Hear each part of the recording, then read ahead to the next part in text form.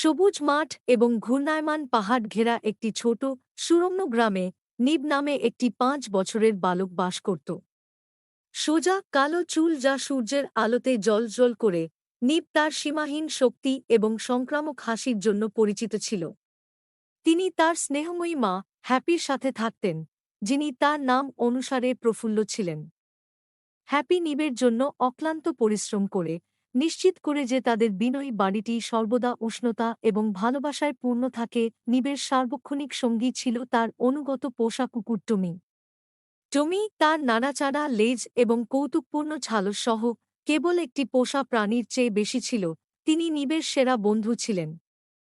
একসাথে তারা গ্রামে ঘুরে বেড়াত, প্রতিটি কুঁজো এবং খরগোশ অন্বেষণ করে।